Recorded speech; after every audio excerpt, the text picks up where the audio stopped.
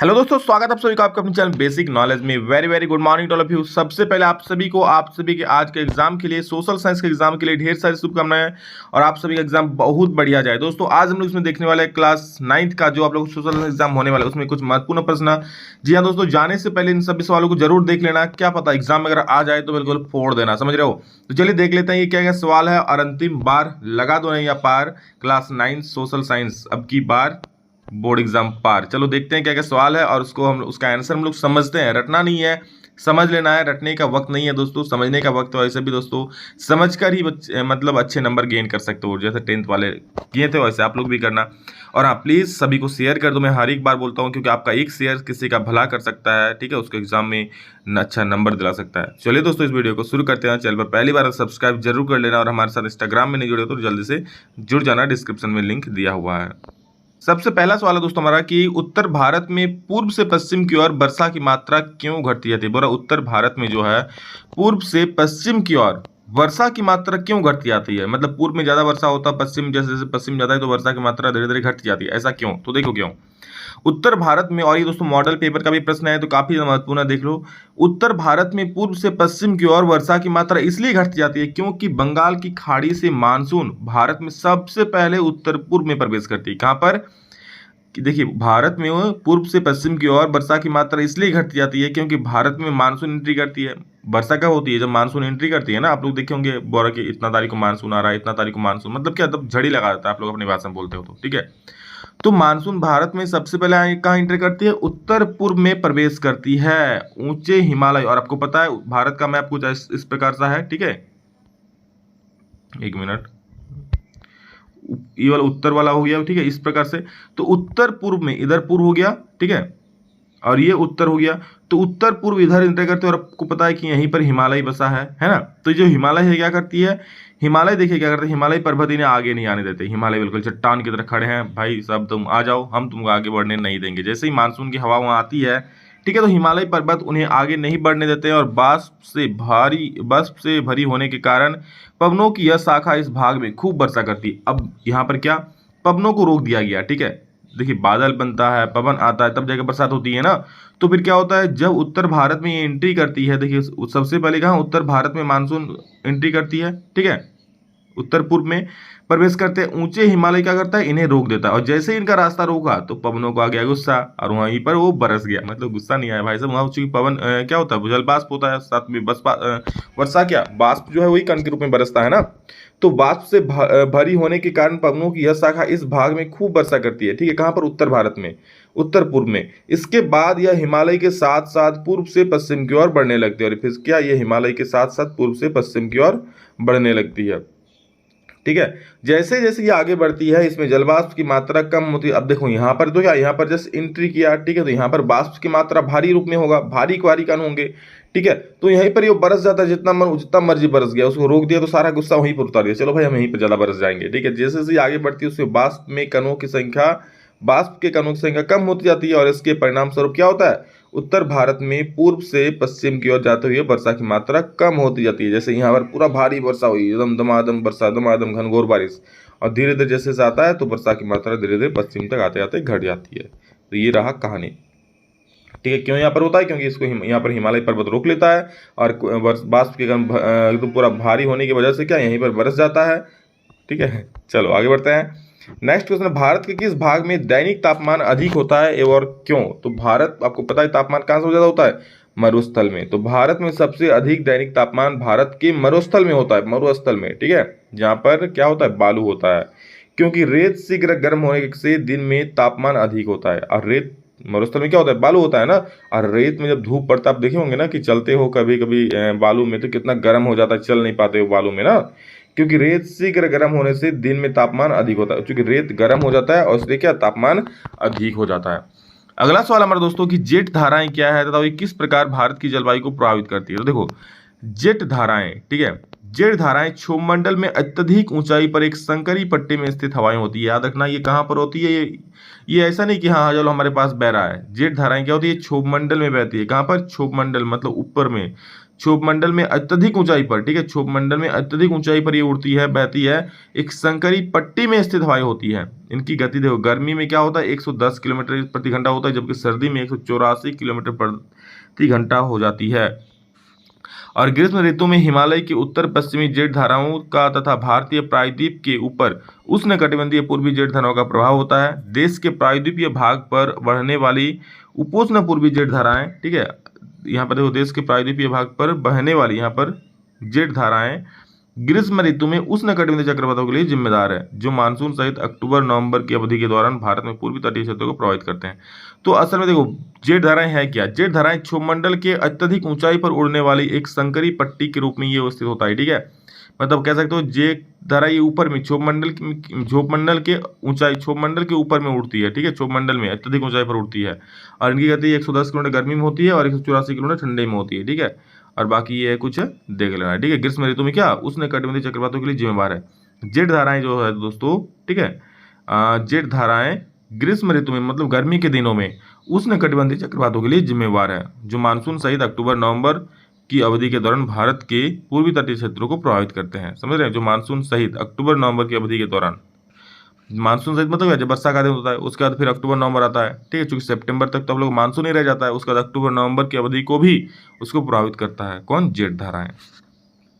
अगला सवाल है 4 नंबर, भारतीय संविधान में वर्णित मौलिक अधिकारों की व्याख्या करें। बहुत महत्वपूर्ण सवाल, आप लोग वेरी वेरी इंपॉर्टेंट इसको कर लेना, ठीक है, वेरी वेरी इंपॉर्टेंट, क्योंकि ये सवाल छप चुका होगा। मौलिक अधिकार पूछ सकता है कितने हैं, तो याद रखना 6 होते हैं, और उसका व्याख्या करने बोला तो ये नंबर आप लोग इतना कर देना, 5 नंबर आप लोग को पॉकेट में दे देगा। दो क्या यहाँ पर, भारतीय संविधान में वर्णित मौलिक अधिकारों की व्याख्या निम्नलिखित प्रकार से है। पहला मौलिक अधिकार क्या है, समानता का अधिकार। इसका अर्थ है कि संविधान में भारत में जाति, वर्ण, जन्म, नस्ल, लिंग, जन्म स्थान आदि आधार पर राज्य किसी भी नागरिक के साथ भेदभाव नहीं करेगा। मतलब इन सब चीजों के आधार पर कि किसी का जाति अलग है, किसी का वर्ण अलग है, जन्म स्थल अलग है, नस्ल लिंग अलग है, ठीक है, तो इन सब के आधार पर किसी के साथ भेदभाव नहीं किया जाएगा। इस संविधान में लिखा हुआ है और इसे ही कहते हैं समानता का अधिकार, मतलब सबको समान अधिकार मिल जाएगा, ठीक है, किसी भी जाति धर्म के आधार पर किसी साथ भेदभाव नहीं किया जाएगा। अगला है कि स्वतंत्रता का अधिकार। देखो पॉइंट भी याद रखना, पहला समता का अधिकार, दूसरा स्वतंत्रता का अधिकार। स्वतंत्रता के अधिकार में क्या है, किस भारत के सभी नागरिकों को विचार प्रकट करने, भाषण देने और अपने तथा अन्य व्यक्तियों के विचारों के प्रचार की स्वतंत्रता प्राप्त है। भारत के सभी नागरिकों को, हर प्रत्येक नागरिक, यहाँ तक कि आपको भी, ठीक है, अपना विचार प्रकट करने, भाषण देने और अपने तथा अन्य व्यक्तियों के विचारों का प्रचार की स्वतंत्रता प्राप्त है। मतलब वो स्वतंत्र है, समझ रहे हो, कि कुछ भी बोले, मतलब किसी अपना विचार रखे, इस पर वो स्वतंत्र है, तो इसे ही बोलते हैं स्वतंत्रता का अधिकार। अगला है दोस्तों, हाँ, साथ ही देखिए क्या है, साथ ही देखिए शांतिपूर्ण और बिना किसी शस्त्रों के सभा, जुलूस या प्रदर्शन आयोजित करने की स्वतंत्रता प्राप्त। शांतिपूर्ण, आप बिना किसी शस्त्रों के, मतलब ऐसा नहीं कि चलो कुलाड़ी लेके चल गया, सर बिना किसी शस्त्रों के आप सभा, जुलूस या प्रदर्शन आयोजित कर सकते हो। शोषण के विरुद्ध अधिकार, तीसरा क्या है, शोषण के विरुद्ध अधिकार। इस अधिकार के तहत कोई भी व्यक्ति किसी का शोषण नहीं कर सकता है, जैसे हरिजनों, स्त्री और भूमिहीन कृषकों का शोषण नहीं किया जा सकता। मतलब कहता नहीं कि गरीब वर्ग को अमीर वर्ग आके शोषण कर लेंगे, तो बिल्कुल नहीं, ये गलत है, ये शोषण के विरुद्ध अधिकार हो जाएगा, समझ रहे हो, फिर उसके बाद कानूनी कार्रवाई होगी। धार्मिक स्वतंत्रता का अधिकार, देखो क्या है, धार्मिक स्वतंत्रता का अधिकार। यहाँ प्रत्येक व्यक्ति को अपना धर्म का प्रचार प्रसार करने का अधिकार प्राप्त है। मतलब आपका जो भी धर्म है, हिंदू, मुस्लिम, सिख, ईसाई, जो भी, आप उसका प्रचार प्रसार कर सकते हो, कोई आपको रोकने वाला नहीं होगा।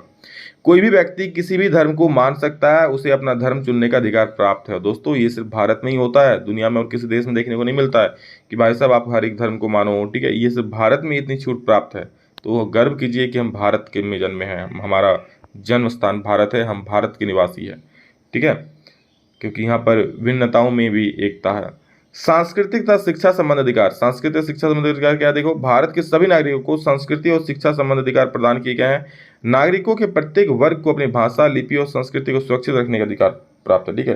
क्या बोल रहा है कि भारत के सभी नागरिकों को संस्कृति और शिक्षा संबंधी अधिकार प्रदान किए गए। चूंकि जो अधिकार है संस्कृति और शिक्षा संबंधी, तो भारत के सभी नागरिकों को संस्कृति और शिक्षा संबंधी अधिकार प्रदान किए गए। नागरिकों के प्रत्येक वर्ग को अपनी भाषा, लिपि और संस्कृति को सुरक्षित रखने का अधिकार है, समझो।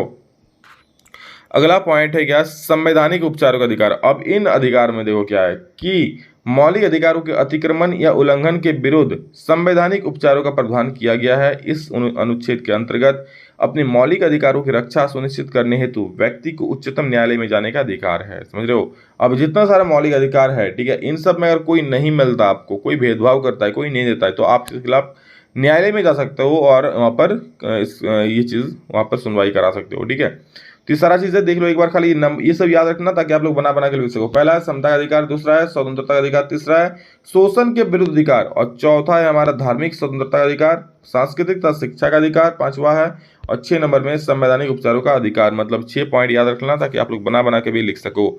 अगला भाई साहब रुकना, अगला है हम लोग का जर्मन संसद का क्या नाम था। तो देखो जर्मन संसद का नाम क्या था, राइक्सटाग। ठीक है, तो उसमें बता दूं जो सेट 1 था उसमें थोड़ा सा मिस्टेक हुआ था, वो वहाँ पर मैंने जर्मन इसका संसद का नाम कुछ और बता दिया था। ठीक है, डीमा लिख दिया था, लेकिन डीमा होगा नहीं, मैंने कमेंट में पिन कर दिया था। याद रखना राइक्सटाग होता है। अगला सवाल, भारतीय खाद्य निगम एफसीआई से अनाज कैसे खरीदती है। जो भारतीय खाद्य निगम यानी जो एफसीआई है, ठीक है, किसानों से अनाज कैसे खरीदती है। तो देखो भारतीय खाद्य निगम किसानों से उनके अधिक, ठीक है, या फिर कह सकते हो किसानों से उनके गेहूं तथा चावल खरीदता है। भारतीय खाद्य निगम क्या करता है, किसानों से उनका गेहूं, जो अधिक मात्रा में गेहूं और क्या चावल होता है उसको खरीदता है। उनका भंडारण करता है, मतलब भंडारण मतलब क्या, भंडार होते हैं, बड़े बड़े गोदाम होते हैं, वहां पर गोदाम में उनको रखता है। किसानों को उनकी फसल के लिए उचित मूल्य प्रदान किया जाता है, जिन्हें न्यूनतम समर्थन मूल्य कहते हैं। ठीक है, अब देखिए सरकार जो मूल्य तय करती है, तो एफसीआई उसी मूल्य पर किसानों से वो फसल खरीदता है, जिसे क्या बोलता है, न्यूनतम समर्थन मूल्य। ठीक है, न्यूनतम समर्थन मूल्य। इस प्रकार एफसीआई अनाजों का वर्णन करता है। क्या करता है, वो किसानों से खरीदता है, अपने गोडाउन में रख देता है, और कौन सा मूल्य पर खरीदता है, तो न्यूनतम समर्थन मूल्य पर जो सरकार तय करती है। Got it? आगे बढ़े, आज्ञा हो तो आप सभी का। भारत में चुनाव आयोग की भूमिका का वर्णन करें। तो चुनाव आयोग क्या क्या करता है, तो देखो भारत में चुनाव आयोग का निम्नलिखित भूमिका है। क्या चुनाव अधिसूचना जारी करने से लेकर नतीजों की घोषणा तक चुनाव प्रक्रिया का संचालन करना। सबसे पहले क्या कि चुनाव अधिसूचना जारी करने से लेकर कि हाँ चलो अब चुनाव होने वाला है, इसका अधिसूचना सबसे पहले जारी करता है, वहां से लेकर के नतीजों की घोषणा तक चुनाव प्रक्रिया का संचालन करना। चुनाव अधिसूचना मतलब चुनाव का सूचना जारी करने से लेकर चुनाव का नतीजा जारी करने तक चुनाव आयोग इस सारी प्रक्रिया का संचालन करता है। अगला पॉइंट है चुनाव आचार संहिता लागू करना। चुनाव आचार, आपको पता है कि चुनाव में आचार संहिता भी लगता है, तथा उल्लंघन जो करता है इसको, जो भी उम्मीदवार या पार्टी इसको उल्लंघन करता है उसको दंड करना होता है इसका अधिकार। ठीक है, चुनाव आचार संहिता लागू करता है और उसको उल्लंघन करने वालों को दंड कर देता है। चुनावों के दौरान सरकार को दिशा निर्देश मानने का आदेश देना। चुनाव के दौरान जो सरकार है, ठीक है, जो सत्ता पर, उसको दिशा निर्देश मानने का आदेश देता है कि भाई तुम सरकार में हो तो मतलब ये नहीं कुछ भी कर सकते हो। ठीक है, वहाँ पर कुछ लिमिटेशन होता है, आदि कुछ नियम होता है, उसके अनुसार ही सबको काम करना होता है। जिन मतदान केंद्रों पर चुनाव ढंग से नहीं हुआ हो वहाँ दोबारा चुनाव कराना, और जहाँ पर अगर कहीं ढंग से चुनाव नहीं हुआ हो वहाँ क्या करना, दोबारा फिर से चुनाव कराना। समझ रहे हो? तो इतना सारा कार्य चुनाव आयोग का है। अगला पॉइंट है निर्धनता को दूर करने के लिए सरकार द्वारा शुरू की गई 3 निर्धनता उन्मूलन कार्यक्रमों का वर्णन किया। निर्धनता मतलब गरीबी, ठीक है, जो दूर करने के लिए क्या क्या सरकार द्वारा कार्य किया गया। तो आप लोग सिर्फ 3 पॉइंट याद रखना। क्या क्या? पहला पॉइंट है प्रधानमंत्री रोजगार गारंटी योजना, प्रधानमंत्री रोजगार योजना। पहला है प्रधानमंत्री रोजगार योजना, दूसरा है ग्रामीण रोजगार सृजन कार्यक्रम, और तीसरा है राष्ट्रीय ग्रामीण रोजगार गारंटी अधिनियम। ठीक है, पहला है क्या, प्रधानमंत्री रोजगार योजना, और ये योजना कब शुरू हुई थी, तो 1993 में। ठीक है, इस कार्यक्रम को 1993 में आरंभ किया गया। इसका उद्देश्य ग्रामीण और नगरीय क्षेत्रों में शिक्षित बेरोजगार युवाओं के लिए स्वरोजगार के अवसर सृजित करना है। किसके लिए? शिक्षित बेरोजगार जो युवक है उनके लिए स्वरोजगार सृजित करना। फिर आया दोस्तों 1993 से 1995 आ गया, तो उस वक्त फिर लाया गया ग्रामीण रोजगार सृजन कार्यक्रम। इस कार्यक्रम को 1995 में आरंभ किया गया। इस कार्यक्रम का उद्देश्य ग्रामीण क्षेत्रों और छोटे शहरों में स्वरोजगार सृजित करना, स्वरोजगार के अवसर सृजित करना होता है। 10वीं पंचवर्षीय योजना में इस कार्यक्रम के अंतर्गत यहाँ पर देख सकते हो 25 लाख नए रोजगार के अवसर सृजित करने का लक्ष्य रखा गया। समझ रहे हो? तो प्रधानमंत्री रोजगार योजना था, ये क्या, ये शहरों के लिए था। समझ रहे हो कि नगरीय क्षेत्रों में शिक्षित युवाओं को रोजगार देना था। जो ग्रामीण रोजगार सृजन कार्यक्रम था, इसमें गांव में रहने वाले लोगों को रोजगार देना था। और जो राष्ट्रीय ग्रामीण रोजगार गारंटी अधिनियम 2005 है, ये मनरेगा इसी को बोलते हैं दोस्तों, जो अभी करंट में चल रहा है। ठीक है, इस अधिनियम को सितंबर 2005 में पारित किया गया। इस अधिनियम का नाम बदलकर महात्मा गांधी राष्ट्रीय ग्रामीण रोजगार गारंटी अधिनियम कर दिया गया है। इस कार्यक्रम के अंतर्गत अगर आवेदक को 15 दिन के अंदर रोजगार उपलब्ध नहीं कराया गया तो वो दैनिक बेरोजगारी भत्ता का हकदार होगा। मतलब इसमें काम मिलेगा 100 दिन का, और इसमें अगर आपको रोजगार नहीं मिलता 15 दिनों के अंदर, तो आपको यहाँ पर दैनिक बेरोजगारी भत्ता दिया जाएगा, बैठे बैठे घर पर पैसा मिलेगा। ठीक है, तो रजिस्टर करा के रख देना। यार आप लोग विद्यार्थी हो, आप लोग क्यों कराओगे। देखो, भारत के चुनाव प्रणाली के विभिन्न घटकों का वर्णन करें। भारत के चुनाव प्रणाली के विभिन्न घटक क्या क्या है, तो देखो इसमें भी कुछ पॉइंट्स याद रखना होगा। सबसे पहले क्या होता है, चुनाव की घोषणा होती है, डम डमाडम डमरू बजता है और एकदम बोलता है कि चुनाव, हेलो हेलो हेलो, आप सभी ध्यान से सुनिए, चुनाव आयोग चुनाव की घोषणा कर रहा है। ठीक है, सबसे पहले क्या होता है, चुनाव की घोषणा होता है। चुनाव आयोग द्वारा चुनाव का दिशा निर्देश तथा घोषणा किया था कि भाई साहब चुनाव होगा, आप लोग रेडी हो जाए, कमर कस लीजिए। नामांकन पत्र भरना, उसके बाद प्रत्येक प्रत्याशियों जिसको जीतने का भूत सवार रहता है, प्रत्येक प्रत्याशियों द्वारा चुनाव का पत्र भरा जाता है कि भाई साहब मैं चुनाव लड़ूंगा। चुनाव चिन्हों का आवंटन, उसके बाद क्या करता है, जिन प्रत्याशियों को जांच के बाद चयन हो जाता है, ठीक है, आप पहले प्रत्याशियों की जांच होता है कि चलो भाई उस पर कोई दाग नहीं है ना, वैसे दाग है भी तो क्या फर्क है, मर्डर करने वाले लोग नेता बन रहे हैं तो क्या ही चुनाव यहाँ पर होता है जांच। देखो, तो जांच के बाद चयन हो जाता है, उन्हें चुनाव लड़ने के लिए चुनाव चिन्ह दिया जाता है कि भाई साहब तुमको टीवी चिन्ह, चुनाव चिन्ह मिल गया, किसी को बल्लेबाज मिल गया, किसी को झाड़ू मिल गया, किसी को कुछ मिल गया। ठीक है, तो उसको उसका चुनाव चिन्ह हो जाता है, किसी को एसी मिल गया। घोषणा पत्र जारी करना, उसके बाद प्रत्येक राजनीतिक चुनाव जीतने पर उनके राजनीतिक दल उनके चुनाव जीतने पर उनके द्वारा किए जाने वाले कार्यों की घोषणा करता है। घोषणा पत्र में क्या लिखा है, जिसको बोलता है मोमेंटो या फिर मैनिफेस्टो बोलता है। ठीक है, जिसमें लिखा रहता है कि चुनाव, अगर हम चुनाव जीत जाएं तो ये चीज़ हम करेंगे। ठीक है, सबको हम घर घर में क्या बोलता है, एकदम पक्का मकान बना देंगे, सबको हम 1000 रुपये करके पैसा देंगे, जो भी हो। ठीक है, उसके बाद चुनाव अभियान होता है, सभी प्रत्याशी चुनाव जीतने के लिए चुनाव प्रचार में लग जाते हैं भाई साहब। ठीक है, बोलता है ना कि दोस्तों और भाइयों, आपका अपना चुनाव चिन्ह एसी छाप, जी हाँ, जहाँ देखे एसी छाप वहीं दबाएं बटना। चलिए मैं ही प्रचार कर दिया। तो इस प्रकार से चुनाव अभियान शुरू हो जाता है। मतदान, फिर ऐसा दिन आता है जब मतदान होता है। देश के ऐसे नागरिक जिनका वोटर कार्ड, जिन वाला यहाँ पर इस तरह से होगा, ठीक है, जिनका वोटर कार्ड बन गया है वो चुनाव या मतदान केंद्र में आकर अपना मत देते हैं। फिर मतों की गणना, मतदान हो जाने के बाद प्रत्याशियों को मिले मतों की गिनती की जाती है और मतदान जब हो जाता है तो फिर प्रत्याशियों को जो मत मिलता है उसकी गणना होती है। गणना होने के बाद फाइनली विजय घोषित किया जाता है, परिणामों की घोषणा होती है। तो मत गिनती के बाद प्राप्त मतों की घोषणा की जाती है। जिस प्रत्याशी को सबसे अधिक मत मिला होता है उन्हें विजय घोषित किया जाता है। तो इस प्रकार दोस्तों उसे विजय घोषित कर दिया जाता है। और ये चलिए वही वाला रिपीटेड हो गया है। ठीक है, तो ये था दोस्तों आप लोग का सवाल, जो कि बहुत महत्वपूर्ण एग्जाम के लिए। हर एक क्वेश्चन को देख लो, समझ लो, चूंकि मैंने एक्सप्लेन कर दिया है, रटना नहीं। और एग्जाम में आना, बिल्कुल एग्जाम में आएगा तो फोड़ देना। किसको? अरे भाई साहब, मार्क्स अपने जो पेपर है उसको नहीं, एग्जाम में क्वेश्चन को फोड़ देना, समझ रहे हो। चलिए दोस्तों, लव यू ऑल, मेरी सारी शुभकामनाएं आप सभी के साथ। अभी के लिए इतना ही, फिर मिलेंगे नेक्स्ट वीडियो में जल्दी। तब तक के लिए जय हिंद, वंदे मातरम।